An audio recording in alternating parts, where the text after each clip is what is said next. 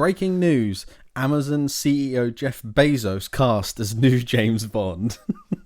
Breaking news. James Bond sold to black market. Breaking news. Barbara Broccoli had enough of James Bond. Breaking news. Bond franchise. Actually, maybe they've milked it enough. Brand new Felix Leiter spin-off show coming from the James Bond MCU. This just in on the Bond news casting web. Mrs. Moneypenny getting Disney Plus TV show. No tipping point, but it's hosted by Miss Moneypenny rather than Ben Shepherd. Light up drop zone number 4, please, Ben. Line up drop zone number 4. Okay, let's hope it gets lucky. Doom, doom, doom, doom. Oh, it's just lied there. Good luck. Oh, it's coming out. Just come on, get those two over the edge. Oh, yes. There we go. Oh, and there's a star prize there. Is it going to drop? Come on. Is it going to drop? You won yes. A lawnmower for the family.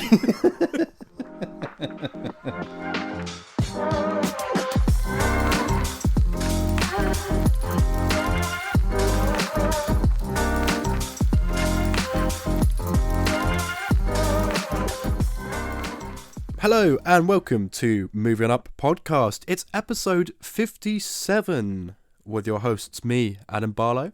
And me, Alfie Walker. Alfie Walker, firstly, happy belated birthday. Oh my god, thanks Adam. I really appreciated the post on the Instagram. I thought about reposting it on my story and then I thought it might look like I've done it myself on the Moving Up. So I decided not to.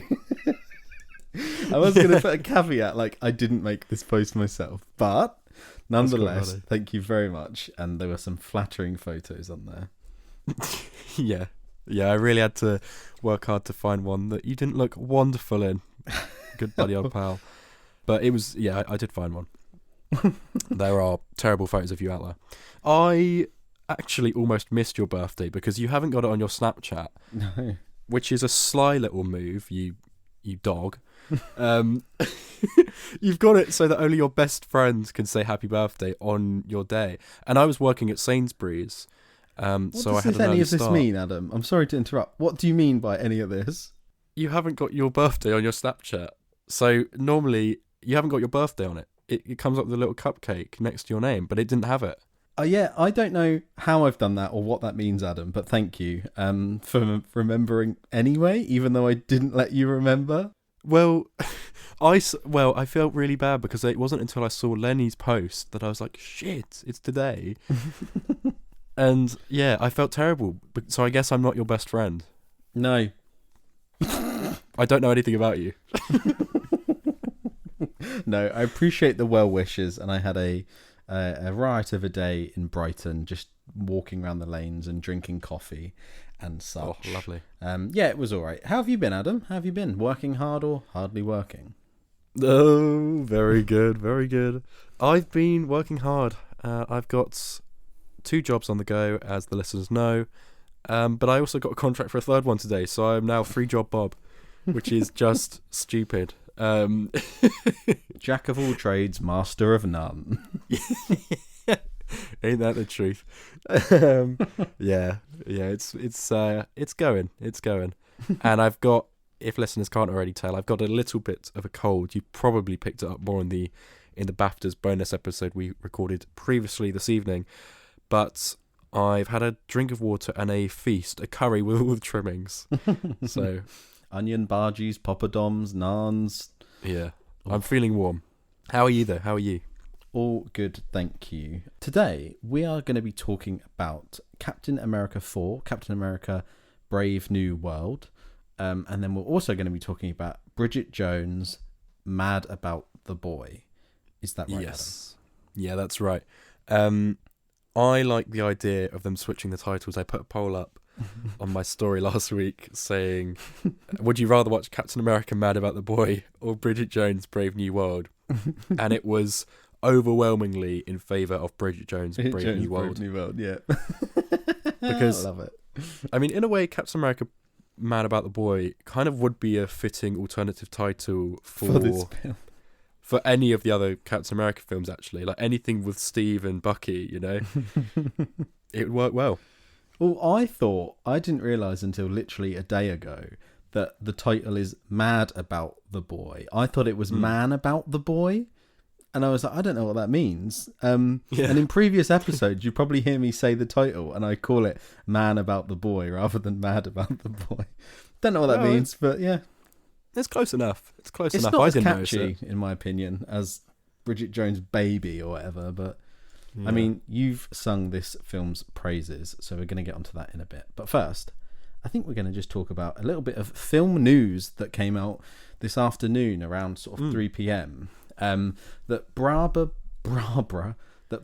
Broccoli and Michael G. Wilson have stepped down as creatives in the James Bond IP and handed all creative control over to Amazon MGM.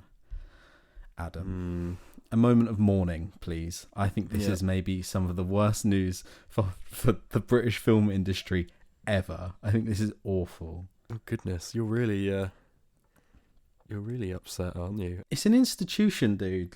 You're a big fan of James Bond, aren't you? Yeah, I was a huge fan. From like age sort of 12 onwards, I watched all the films, bought all the DVDs, bought all the soundtracks, went to like Bewley to look at the James Bond experience there, went to the museums to see stuff. I was a huge Bond fan, and I'd say potentially, it's like a real pillar stone in my sort of growing up from like 12 onwards.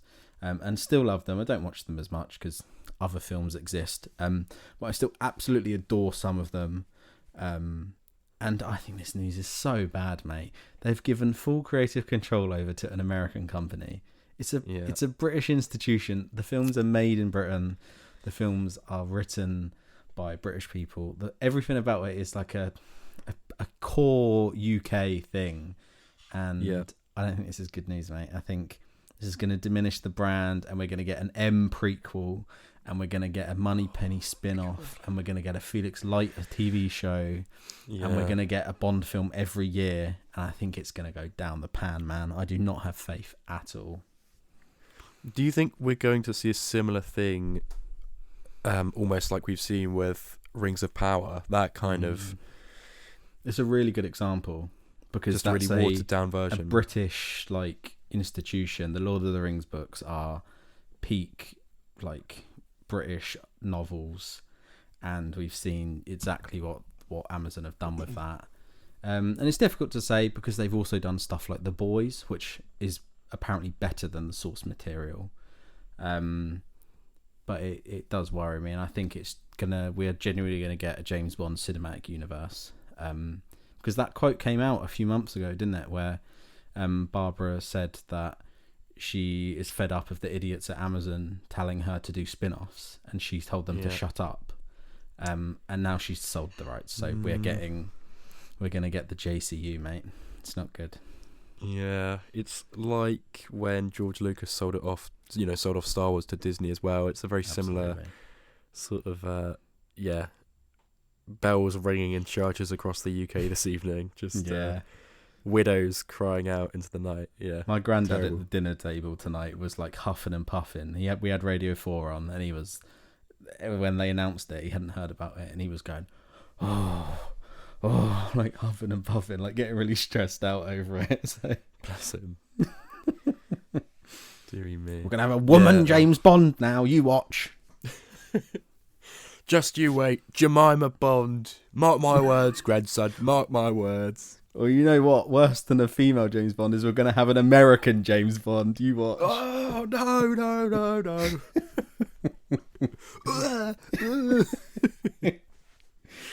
What would an American James Bond even be? Like, because you'd have to change every... I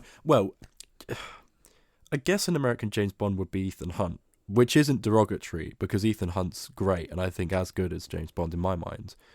So, I think Jeffrey Wright as Felix Leiter is excellent, and theoretically that is the. And you're right, Ethan Hunt. Yeah, you're right. Tom Cruise really is that is the kind of American equivalent is, oh my god, that's Jason Bourne as well, isn't it? Isn't he American? Like, Yeah. like I've never seen those films. I need to get on Have them. you not? No. They're very 2000s, I guess, and I think I must have been a bit too young when they were coming out.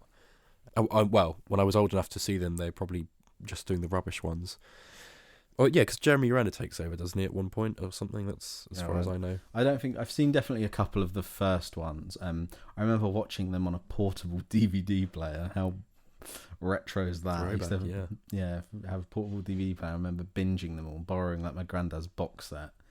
But yeah, I don't think it's exciting. But then you phrase it in an Ethan Hunt way, but I think it's just a very different property. So I would really hope that the people at Amazon are switched on, and they understand that this is a quintessentially British thing, and it needs to really stay like that and be shot at Pinewoods and all that kind of thing. But I worry that they won't. Yeah, I think all we can hope is that they have an English team put it together, right? It's kind of, sure, have American producers, but make sure that you've got at least a majority of English people behind the scenes and people that know the history of the character and know what it means to British culture. But speaking of British culture, this brings me on to my big question of this week, which I think I'm going to start doing, seeing as this is 2 on the trot. I put on my story just a moment ago. You can go and vote on it. Or, well, it'll be gone by the time this goes out, but still, you can have a think about it. If Paddington Bear and Wallace and Gromit were to get into a fight over who was going to be the UK's mascot, who do you think would win? We need to start editing this in every week, and we'll go, this week on Adam's big question. Yeah. Add Do you some know vibrato what? It's to a blatant rip-off of that Alan Partridge bit, like, Alan Partridge's big question, brought to you by Ginster's Pasties. Like, we need to get that going. Who would win in a fight between Wallace and Gromit and Paddington? Or is it worth splitting it up so it's I was going to say a three-way, but you get your minds out the gutter. In that kind of fight, I think Gromit would win. Yeah, I think Wallace is out. Wallace has been beheaded in the first minute. Paddington mauling at his jugular, like. It is a brown bear. Let's be for real, guys. Come on. Uncle Pastuzo always says that I need to throw my manners out the window if ever threatened. Get off me jugular, lad. Yeah. I can't breathe. Gromit just tutting in the corner. When he rolls his eyes. Big on eyebrows. I do love Gromit. He's one of the best characters of all time, man. Like he's one of those characters you don't think about really that often, or I don't anyway. And I had one of those mugs growing up, where his nose would turn red when it's hot. Absolutely. Great. Like, it's one of those things that almost doesn't feel real. It's like the Holy Grail. Like every household had one, and you're never quite sure, because I don't know where that went. I don't know where it's gone. It just vanished one day. Presumably with the socks that go missing from the dishwasher, yeah, that's why they go missing, mate. You're pulverizing them in the dishwasher. But yeah, I need to find those mugs. I bet they're worth a heck of a lot now. I bet they're like 50 quid on eBay. It's funny because you speak about like mugs, right? So Lenny used to have a Teenage Mutant Ninja Turtle mug, and it was tiny. It was a tiny mug. It was probably, I reckon, maybe 100 ml, like really small. That's an egg cup, mate. Yeah, literally, right? It came with an Easter egg, like it genuinely was an egg cup. But he used to have this little cup of tea when he was little, and he used to have like 2 spoons of sugar in it. So in this tiny mug, and the other day I was around there and he started coughing because he was like, "Where did this mug go?" He's like, "I don't know." He was like, "Where did it go?" And Mum was like, "Oh, I think I broke it accidentally years ago." So that's definitely what's happened to your Gromit mug. Wow. Your mum dropped it out the dishwasher or something. There is no way. Maybe. Man, happy childhood memories. Genuinely one of the best things. It's such a vivid memory as well. And I see memes about this online, like, oh, every family had one, and it's so true. Like everyone had one. Yeah, crazy. Such a genius idea. Speaking of British institutions, should we talk about Bridget Jones? Oh, what a segue. What a segue. Right. Bring it on.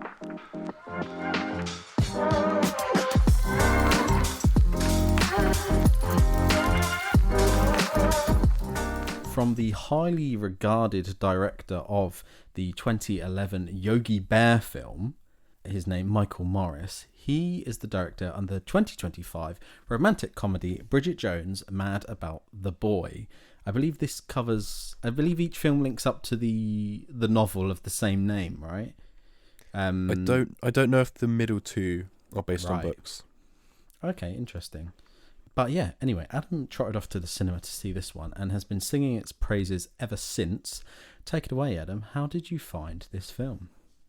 So Bridget Jones' Mad About the Boy is a film that I'd been preparing for over the last few months. I think it was back in November, I want to say, when I watched Bridget Jones for the first time ever. I remember trying to watch it in lockdown and getting about half an hour in, and for some reason, unbeknownst to me now, I just couldn't get into it. I thought it was really cringy and just really, really boring. Maybe I was watching it, I think it must have been like a wintry month in lockdown, and it just wasn't working for me. So I put it to bed, a bit like The Matrix actually, and then came back to it and found that I really liked it. So yeah, Bridget Jones is really funny. If you've never watched it before, it's about a woman who is unlucky in love, ends up getting into a love triangle between Hugh Grant, who plays Daniel Cleaver, and Colin Firth, who plays Mr. Darcy, Mark Darcy. And they're both sort of fighting over each other for Bridget Jones, and that's kind of the same recycled plot in the next two films as well. I think Bridget Jones's Baby is my mum's favourite. Interesting, because it doesn't feature Hugh Grant, does it? Yeah, which is a strange one. It's got instead, the actor's name I always forget. He's from Grey's Anatomy and a whole host of other things. Patrick Dempsey, that's his name. I think he's a good substitute for Hugh Grant. I'm not sure why Hugh Grant didn't come back. I think maybe he just had scheduling issues or something. Or no, I think it felt that he couldn't. He took a step back because it wouldn't have worked if he was in the film as well or something. So I don't know if the plot was always for her to go off with a third character. I don't know. But anyway, Bridget Jones's Baby I think is the one that's most divisive in the franchise, but I found the sequel, the first sequel from 2004, The Edge of Reason, I thought that was really tiresome. It aged terribly, and I think I might have mentioned it on the podcast. I watched it earlier this year. Age jokes in that one, yeah. Like the first two are rough anyway now. Sorry, carry on, but yeah, it definitely is aged the worst. Yeah, that second one is rough. So I remember watching them, actually having a newfound respect for the first film. Second one, not for me. Third one, I think is the funniest. But now that Mad About the Boy is out, I can easily say that this is the best in the franchise. I don't know if that's going to be unpopular.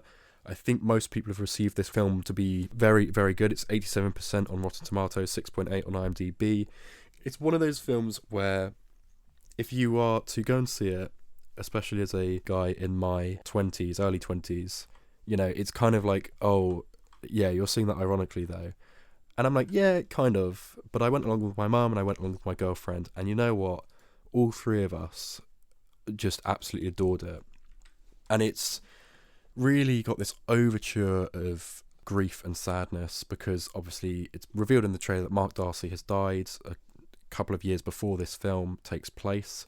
So Colin Firth is in it, but only sort of in flashbacks / hazy memories, which if you've seen the film you'll know that it's very tasteful and it works incredibly well. It's very touching. It's actually very very sparingly his use in this film, but I think it's odd. It's almost like Colin Firth in real life has died and they're like, right, we've got to scramble to get old footage. It's got that almost that feel to it, but actually the Princess Leia in Rise of Skywalker feel. It really is. It's got that same sort of feel, but it's like, well, you could have got Colin Firth to do a whole host of flashbacks, but you didn't, and actually I think it works and it's more impactful because you didn't. Hugh Grant though does return as Daniel Cleaver, even though his character was supposedly dead in the last film. Yeah, absolutely. He gets in a plane crash and I think is in a coma, but in this film it's just he's back and it's fine. I think Hugh Grant is such a standout in this film. He's actually not in it all that much, but he's in it more than you'd think he would be, and he's in it enough that I hoped he would be, if that makes sense. He's got a phenomenal introduction, like absolutely in stitches. His first little phone call that he has with Bridget Jones, and then when he gets to the house, he's doing a bit of babysitting for her, and it's so lovely because he's totally the same character as he was in the old films, but he's aged and he's matured. Because we've not seen Daniel Cleaver obviously since, well, for about over 20 years, whereas we saw Mark Darcy at least in 2016 in that film. So it's been a long time, but it's an absolute delight to see Hugh Grant in anything, and he's actually churning them out recently, like Heretic. He had that cameo in Paddington 3, which I forgot about. Yeah, and he's been doing loads of press tours and he's been at all the awards events as well. So he's really got like a great presence at the moment, I think, on social media and just in the media cycle, and it's fantastic. I'm such a huge Hugh Grant fan.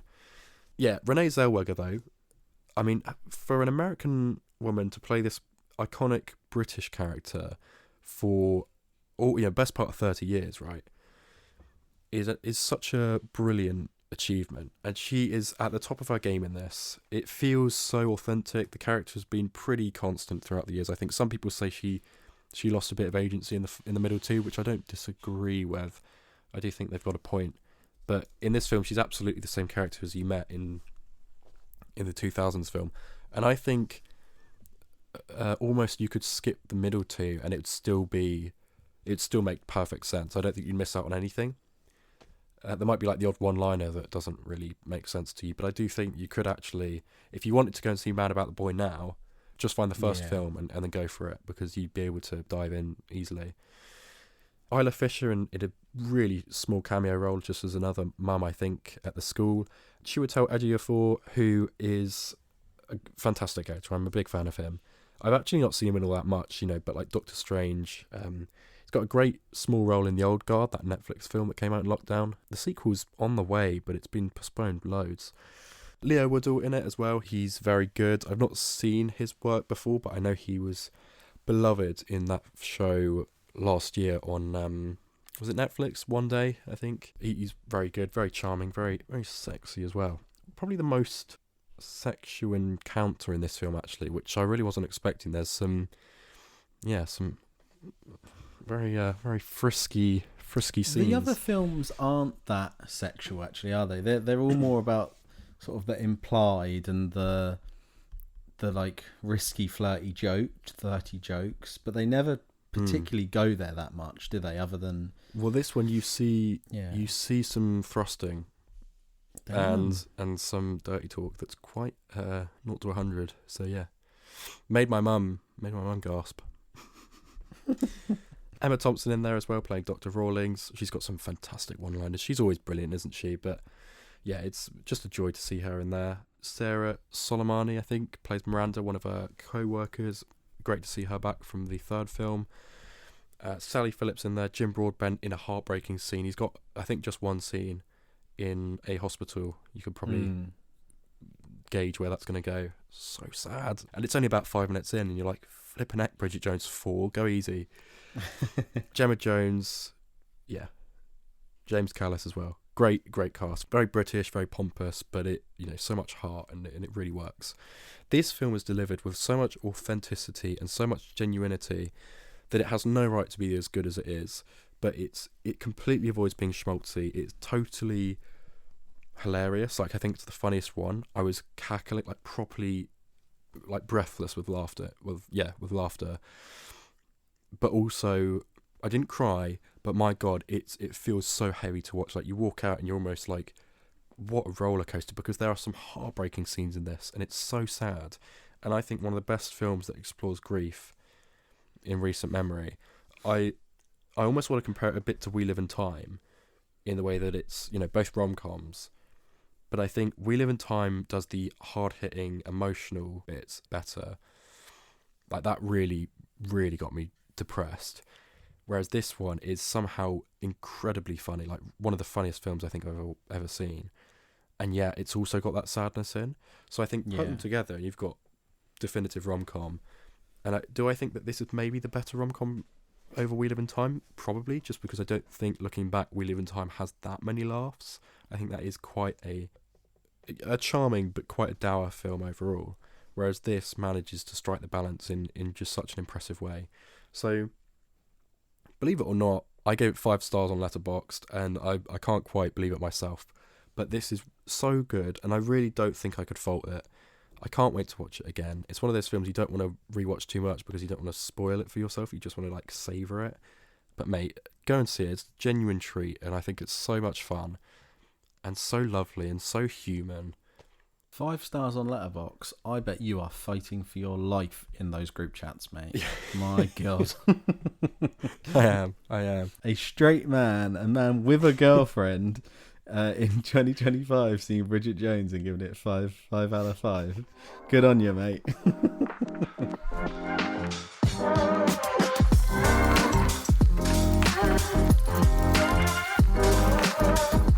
We are now moving on to a slightly more divisive one, I must say. This film is getting its airtime on Twitter, on YouTube videos, on conversations all over the internet. It's pretty divisive, and it's got a pretty bad cinema score, B-, which for a film is bad. I don't know if you know how cinema score works, but for you at home, basically it's polling done in America, and it is done completely at random, and it's done in person at cinemas. And for a film to only get B- is bad. Most films will get B+, A-, A+. And so for a big blockbuster to get a B- is pretty bad. And in the same vein here, we've got 6.1 on IMDb, 49% on Rotten Tomatoes, 42% Metacritic. Captain America: Brave New World is not faring well. But Adam, how did you find it overall? Give some initial impressions.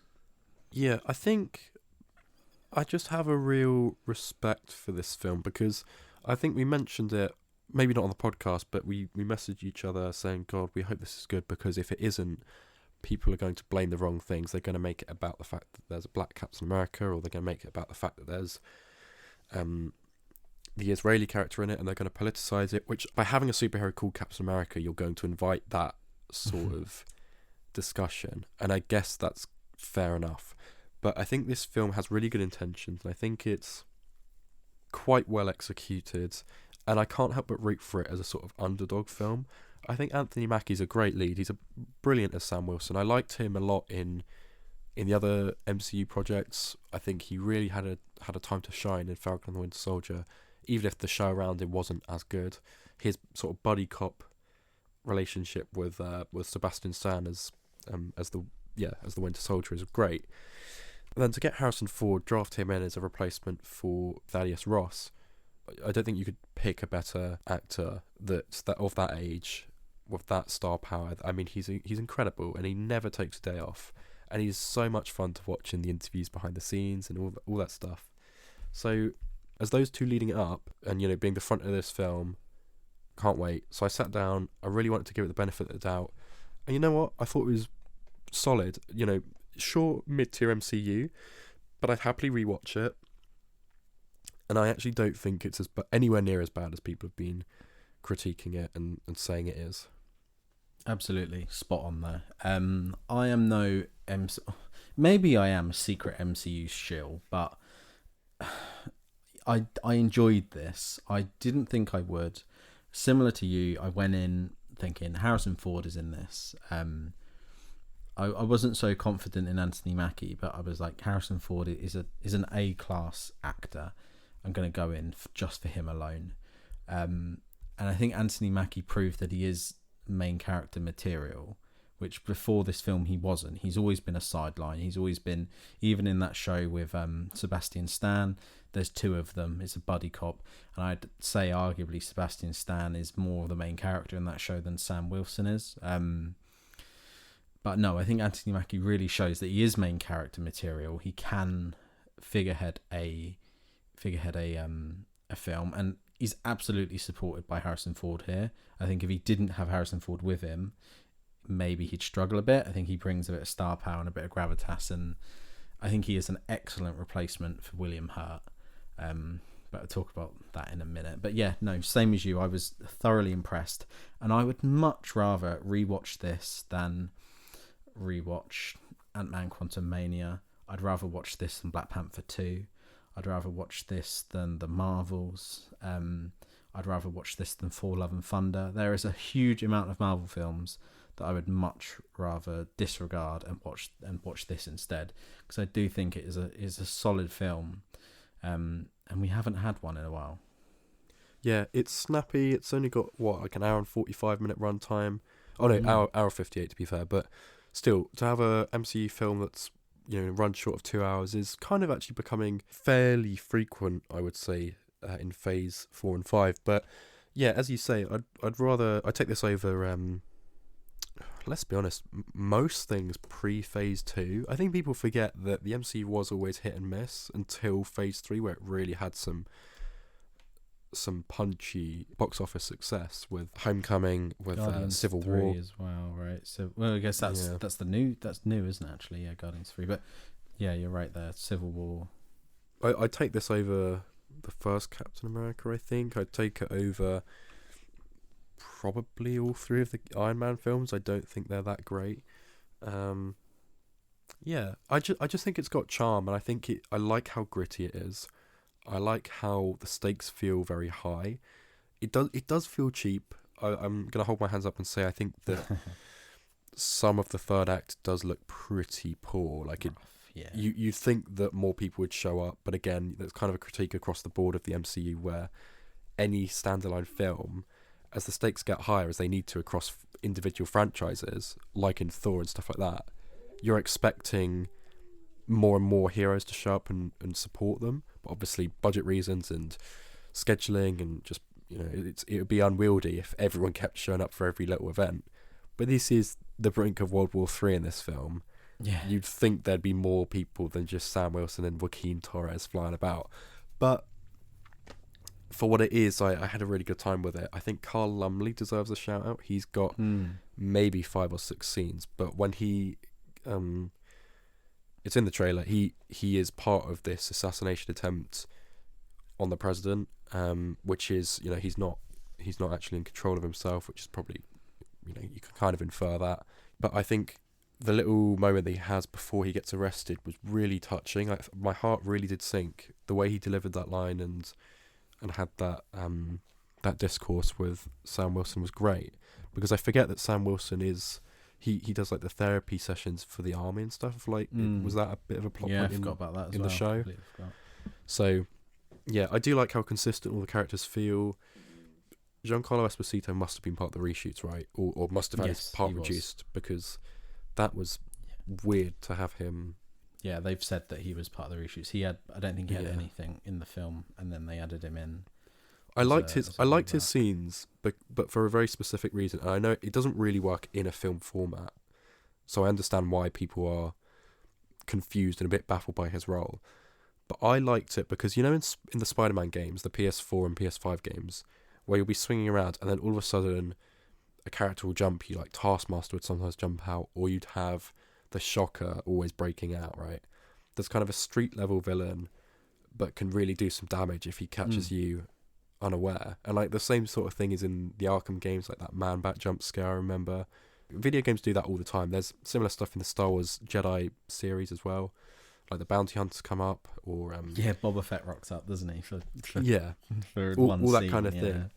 I love that there's a moment in this film where Sam Wilson is just driving along through a small country town, very quiet, and then boom, switch on because there's a good villain jump scare outside. Yeah, it really got me. I was like, bloody hell, okay, I'm sitting up and I'm engaged, and then they have a fight through like this scrapyard, and I'm like, this is such a unique location and so grounded. It's really personal because at any moment, really, Sam Wilson could get stabbed and just bleed out in the middle of nowhere, and no one would know because he's not taking the super soldier serum. And I think that really worked.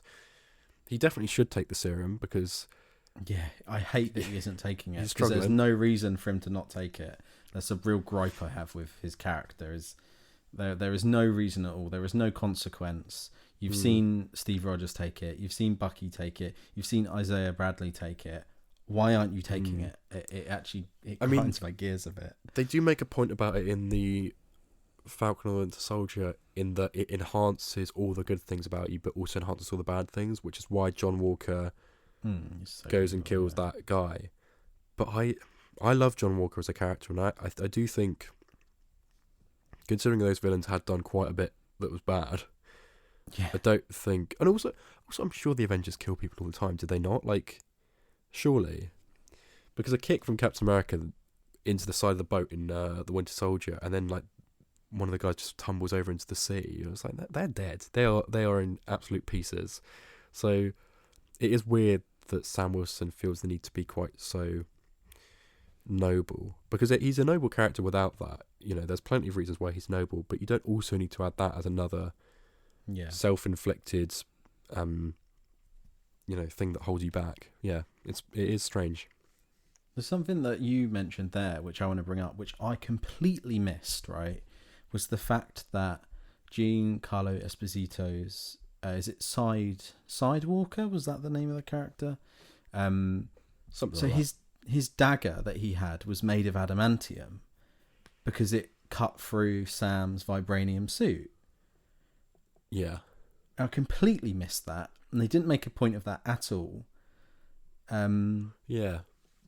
Missed that completely. And I think I'd love to have known what the film was like before the reshoots, because I would have loved to have known what was there instead of Giancarlo Esposito. Like, I would have loved to have known how the adamantium got stolen, which for a start is an insane thing to just introduce adamantium in this film. It's the key thing to Wolverine, and they're just doing it on a whim in this film.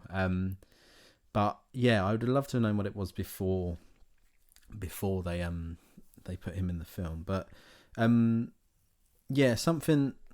So the main thing I'd like to say is that I find it really fascinating that this film is basically a sequel to the 2008 Incredible Hulk film and the Eternals.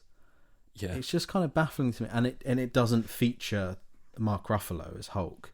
You're more in on the MCU. Where is Hulk at this point in the story? Do you know? Because he was in She-Hulk, but I don't know where he was after that. I'm trying to think what he's doing in She-Hulk, because he's kind of off-world at that point as well. So he's off-world, okay. He's... Yeah. Because also they work out in She-Hulk, he can then switch to and from his Banner form. Even though I don't know why you would always just be Professor Hulk, right? You may as well. So it's weird, but he's also in that Shang-Chi post-credit scene, but whether or not that's going to go anywhere, we don't know.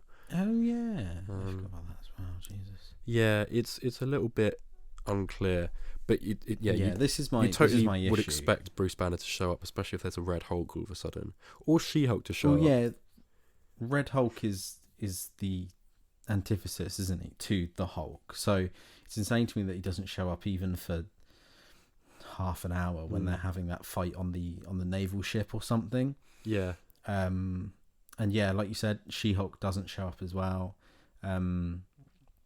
This is a real issue with, and this isn't anything that people haven't said before, but all of this information being in a TV show that not everyone is watched is a real issue, because if you haven't seen Falcon and Winter Soldier, you don't know about Sam's journey to becoming Captain America. Yeah. And that scene with Bucky has absolutely no consequence because you haven't seen that in the show either. Yeah. It's a real issue, and it's a shame that it will stop some people enjoying it. And I think it is a real thing that, just dealing with adamantium in this film is a crazy choice to just say, right, this giant celestial that appeared in the Eternals film is now the key thing to basically making Wolverine. It's a really interesting choice to bring it in, and I don't mind it, but I just wish it was a little more cohesive.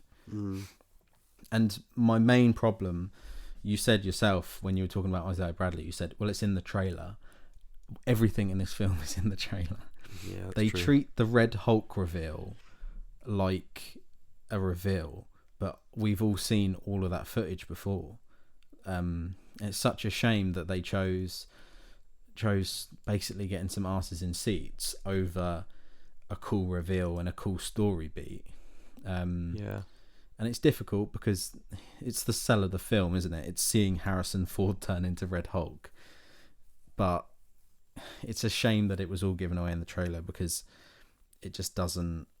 I don't think there's enough Red Hulk in it to warrant it. It would have been nice to maybe have him turn into Red Hulk on the naval ship when World War III is about to start, and then he stays Red Hulk or something and goes to the White House. And I just would have liked if they're gonna reveal that as the main point of this film, I would want a bit more.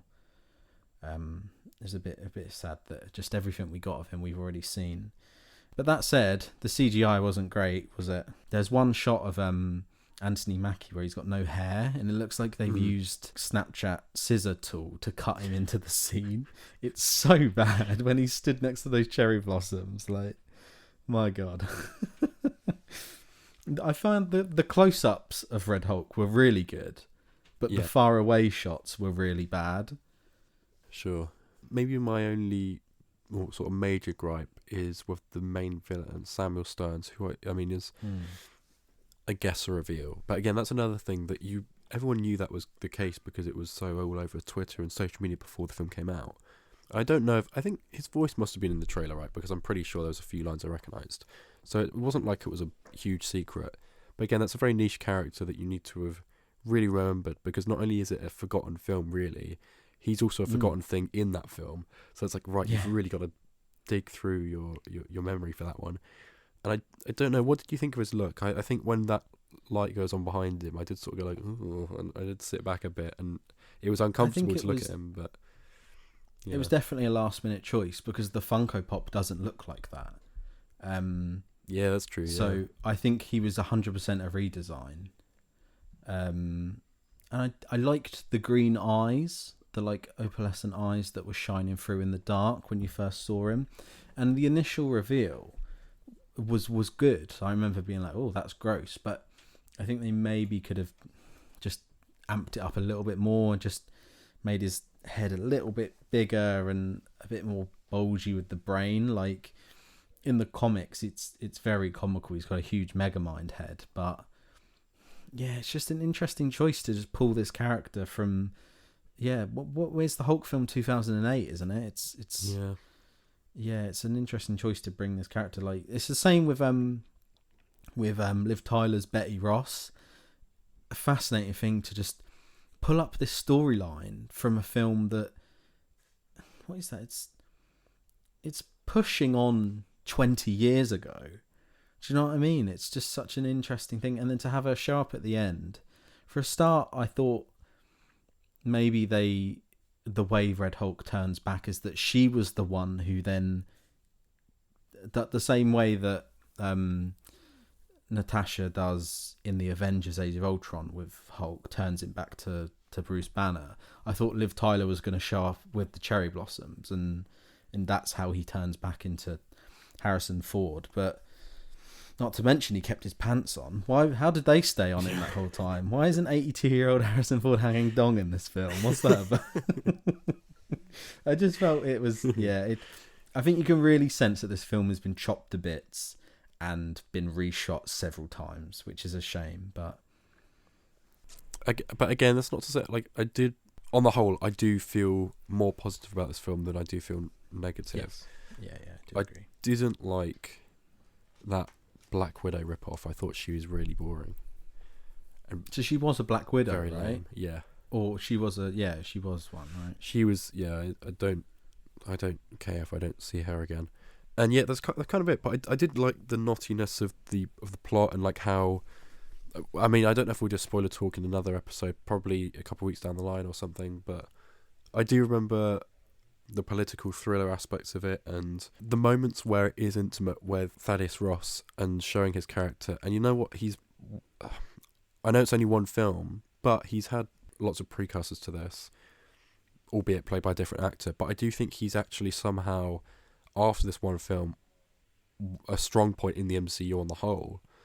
And I'm glad that character's in it. Like, I've got the Funko Pop of him, and I'm glad that he's had his time to shine. I hope he comes back. I really do. Yeah, I know Harrison Ford, bless him, is getting on in age, so they'll have to be quick with it. But if he has like a post-credit scene or like a cameo in Thunderbolts, that'd be great. I doubt Harrison Ford's done that.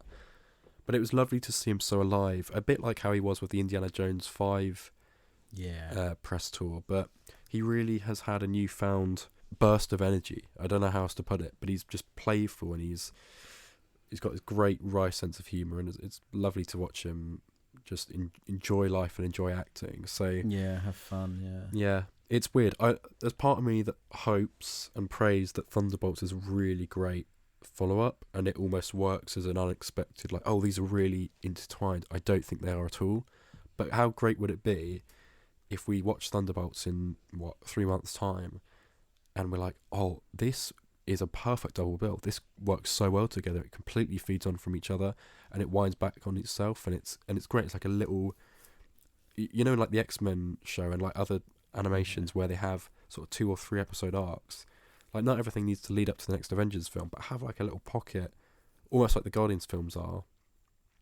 Have a little segment that, oh, these two work really well together, and that's a really nice miniature saga, almost like the Disney Plus shows are doing, but with a bigger budget. The thing is, mate, it really should, because the next film's called Thunderbolts. It's about his team. That's why I don't get the angle, because from what I'm aware, Harrison Ford isn't in Thunderbolts. Maybe he is. Maybe they shot extra footage and he is in the Thunderbolts film. But the reason they're called the Thunderbolts is because they're his team. Yeah.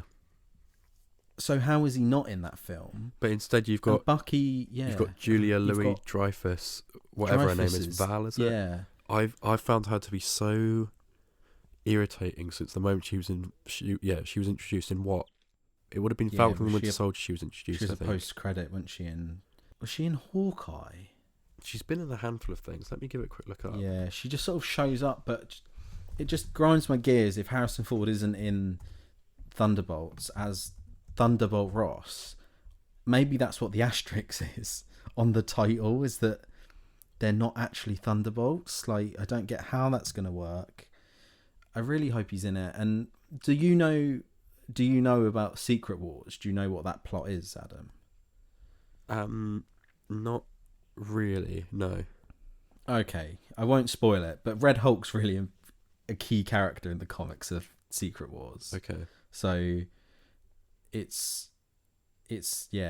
will be interesting to see if they go the route and Harrison Ford starts showing up in a lot of this stuff, because a majority of his scenes will be CGI Red Hulk anyway. So he won't have to film much, but I'd really love him to start showing up, because I just would like some sort of comprehensive linking up to start happening again. The Infinity Saga did that, and unfortunately the Multiverse Saga has done anything but that, and I really could do with some nice crossover and that. Yeah, I've just looked it up, by the way.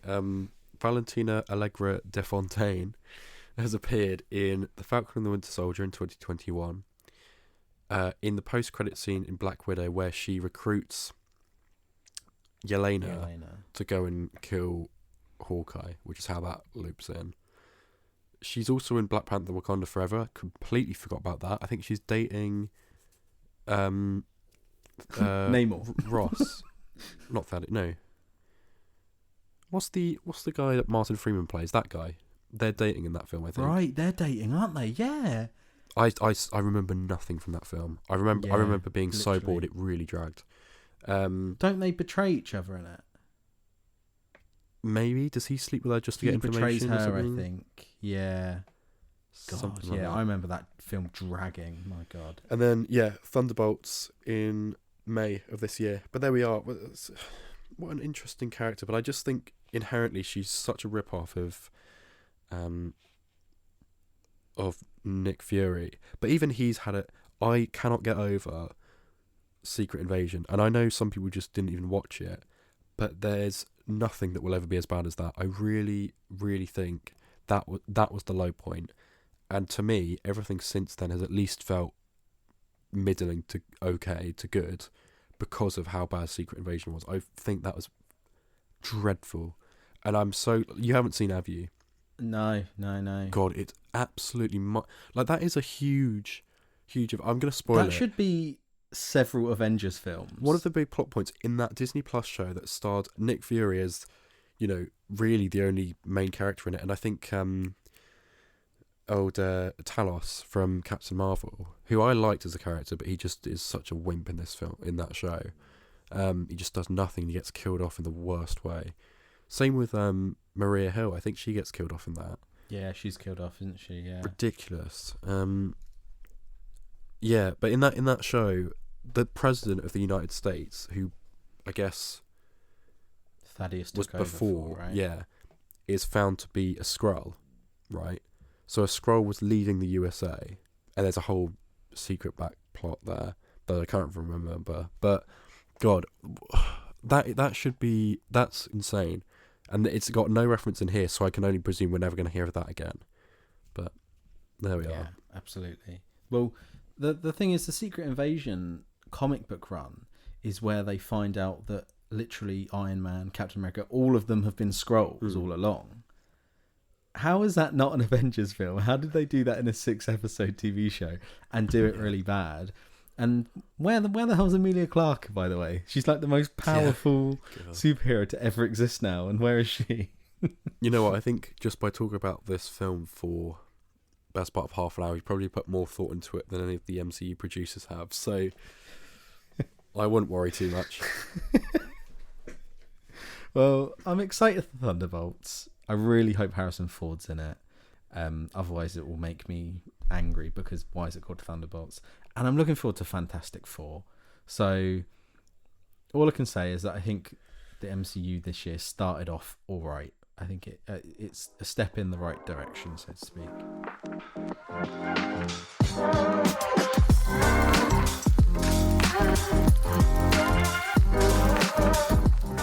Michael, have you ever been asked to be in the MCU?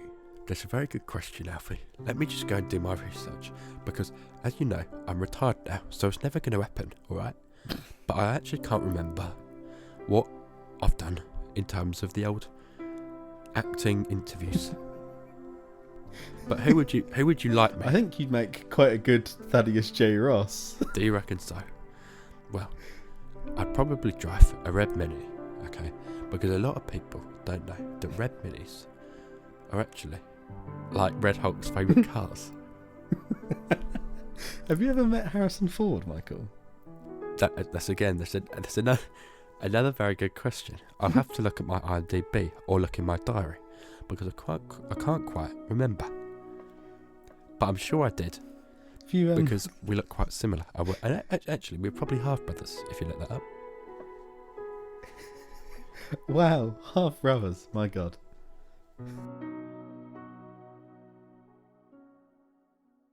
Okay, after that colossal Captain America 4 discussion, which is probably more fleshed out than anything in the MCU from the last 3 years, it's time to move on and address some correspondence from our lovely listeners.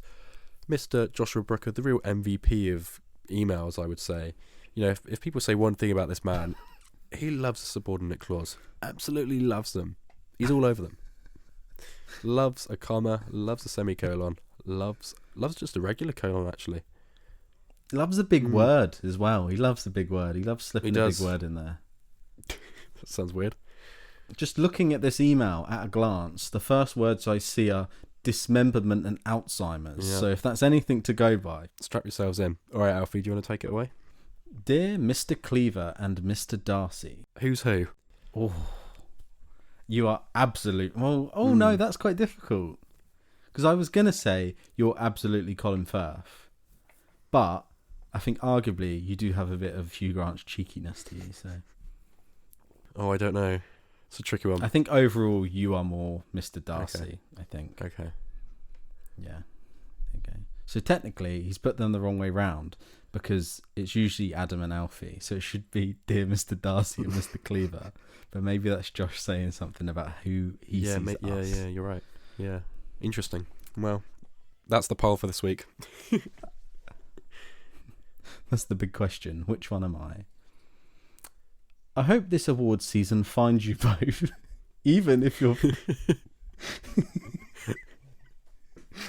We've been tracked down by the award season. We've been found. I hope it finds you both. Please, no.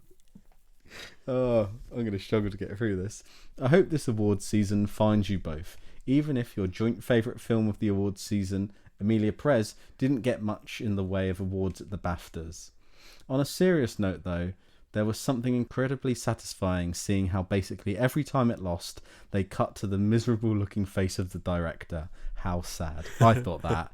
It was incredibly bad sportsmanship. Every time it threw the camera to him, he looked like he was slagging off the other films, and yeah, it's sickening actually. Like, damn, I'll have to look that up.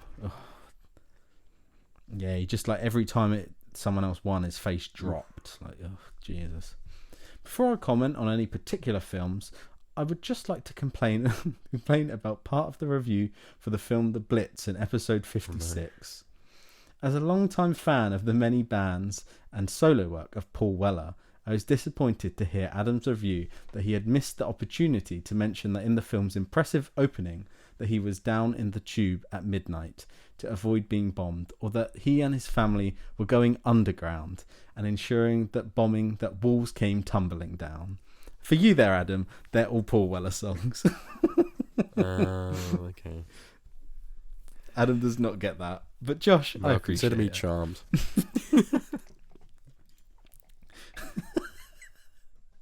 As it's clear my comedy career is about as stale as Emilia Perez's awards prospects, I'll get onto the actual reason behind the email. A few weeks back, I was trying to write about Companion, but alas, the joys of trying to write a compelling case for a film without spoiling it in any way has become a big issue, even if keeping in mind the amount of spoilers in the trailer. Given how good Alfie's review was in the last episode, I've decided to turn my attention elsewhere, to a film that was, to be blunt, much better. Thanks, Josh. Appreciate that comment there. Memoir of a Snail. Wait, what? I thought he was reviewing the Fig film. No, it's Memoir of a Snail, my guy. God, I'm all over the shop, guys. Sorry about this. I've bigged him up about this Fig film for 2 podcasts now. Sorry, guys. No fig rolls on this episode. Yeah, we've had a whole conversation about figs. Memoir of a Snail. In a year of controversy about film performances nominated in many categories, silently the animated film category is full of gems. Any category where a film is as good as Wallace and Gromit: Vengeance Most Foul is your least favourite of what you've seen at least, sorry Flo, then you're looking at something special. And Memoir of a Snail is something special indeed. Despite the title, our main character is not a snail, and instead a woman called Grace Prudel, pronounced Puddle. A snail obsessive who even views herself, quail surprise, as a snail. After the death of her closest friend, Pinky, Grace recounts her life to one of her pet snails. What unfolds in the following 90 minutes includes the following: public masturbation, lusty pirate novels, religious cults, nudists, inflation fetishism, swinger cruises, electroshock therapy, thumb dismemberment, Alzheimer's, parental death, pyromania, and lots of snail-related knickknacks. What links these things together is the It is tragicomic. Can you tell he did a film degree? Can you tell I didn't?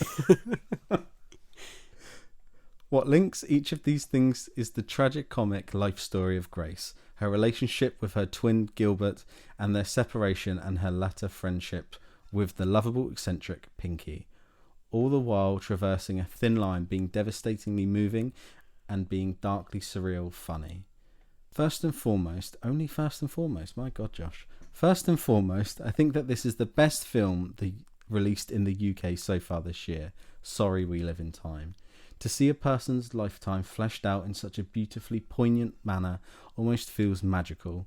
Despite a lot of how I've described the film, by its end it feels totally and utterly life-affirming.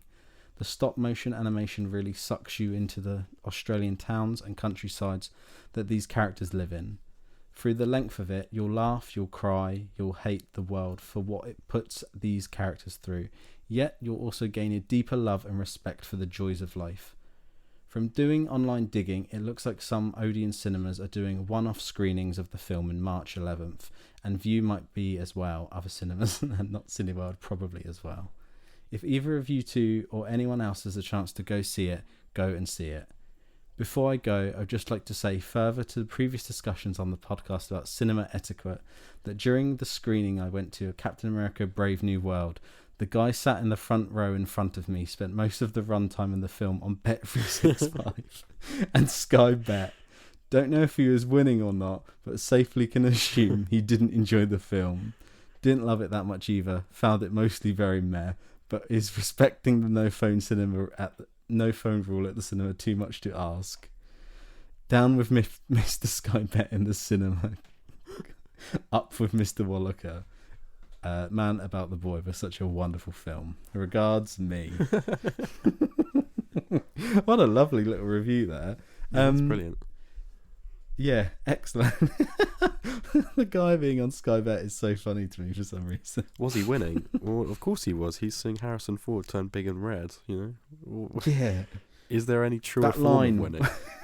That's something as well. I forgot to say, the way they make it really obvious about Twice that it's definitely Harrison Ford and not William Hurt, where he's like, I see you've changed, sir. He's like, they made me shave the mustache. Yeah, sure thing. Yeah. You just didn't want to wear one, mate. But they do the flashback scene, don't they? And that was quite charming. Where he has a mustache. But I kept thinking of it in the way where everyone was saying, oh, has Thaddeus Ross changed? Has he changed? Has he really changed?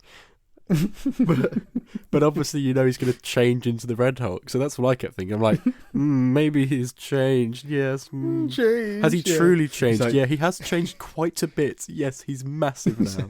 I just need Betty to see I've changed. Well, she will. Yeah, she will, but I thought out. I need to know that she's changed me for the better.